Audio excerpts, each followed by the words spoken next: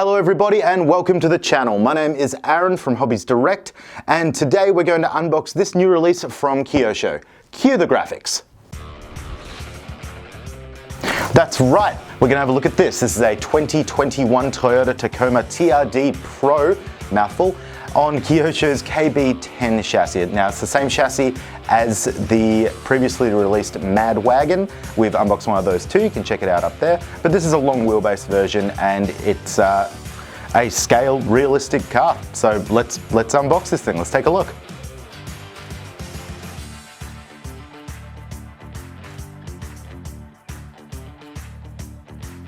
Let's just take a second and behold the glory of this thing. The little TRD badges, so much scale detail. And these are some of the nicest light buckets I've seen. But let's talk about something that isn't here. Body posts, body clips sticking out of the top. I know Traxxas is doing a similar thing with their Slash and a few other cars. They got the clipless body mounts, but they don't do scale realism like this. Like the Slash is a cool looking car, but it's not a real road car.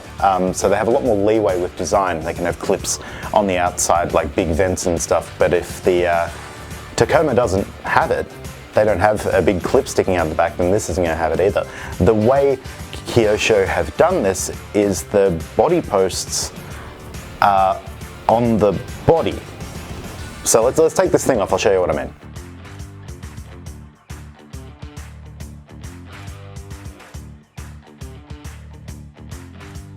Like so, check it out. So they've actually got these mounts on the body itself, like the things that usually be on like shock towers or something on the chassis are now on the body shell.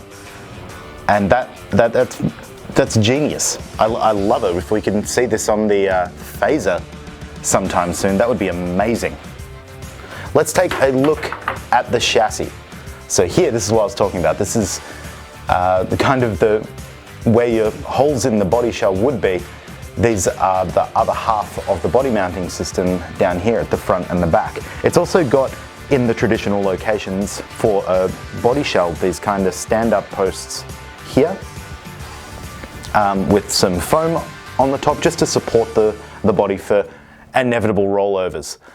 As for the rest of the chassis, it is a long wheelbase version of the KB10, KB10L, same chassis that's on the Mad Wagon. This one is noticeably longer. It is also narrower, which will be good for strength. The other cool thing about this KB10L chassis is that it has a center diff in there somewhere. We'll have to see how that impacts the drive and stability, because I'm not usually a fan of center differentials on cars, but you know, this one might be cool, and I'm sure a lot of people will love that it's there. We also have adjustable turnbuckles front and rear, so we can adjust the camber as well as the front toe in.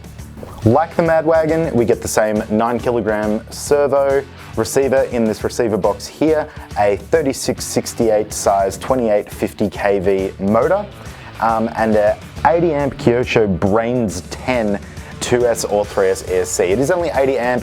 It does have a burst current of 520 amps, which is, you know, significant. So this thing should drive pretty well. The chassis does look tough. It has this plastic spine across the top that'll like help to support the lower aluminium chassis plate, which is really sweet. Wheels and tires. They're a 2.2 3.0 wheel, similar to what's on the Slash and other short course trucks, which is great because it means that there's already a bunch of aftermarket options for this, which is always cool. So this car runs a 2S or 3S LiPo. Battery tray, not the biggest, so it would be a hard case 2S, soft case 3S, or a smaller hard case 3S. Obviously for an off-road thing like this, hard case is always going to be better. Extra layer of protection. Definitely wanted on anything even approaching a basher status, which this might. It does say in the box it does 75 kilometers an hour, and we're going to find that out. We're definitely going to have to speed test this thing. I really like the way the motor wires go over here. It just looks cool. Almost looks like headers. Servo saver in there. Very cool. Tasteful little bits of aluminium in there, like on the steering. The car does have plastic shock bodies, which isn't inherently a bad thing if the plastic they've used is up to the task. Being a Kyosho, it probably is. We'll find out when we take it for a bash. Let's put the body on.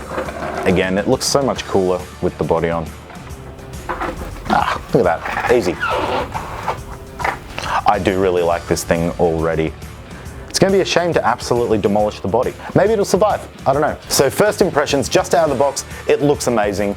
Visually, I think this thing is really cool. It looks tough, it looks well made, it looks well thought out, and I think it's going to be a really good product. It will be about $770-ish retail, Australian dollars, when it releases, which puts it up against like the Losi Baja Ray Tenacity TT. I think the Slash VXL 2-wheel drive is there, that $700 to $800 mark.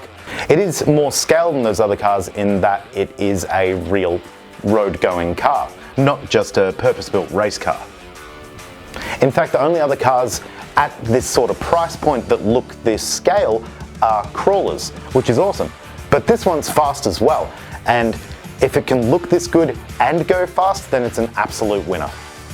So please like and subscribe to the channel, because coming up in the next video, immediately after this one, is us taking it for a bash. We're going to speed run it, we're going to jump it, we're going to bash, we're going to see how it handles, we're going to see how it drives, and see if it's totally worth it, because I really want it to be. It looks amazing. Thanks so much for watching, and I'll see you in the next video. Bye.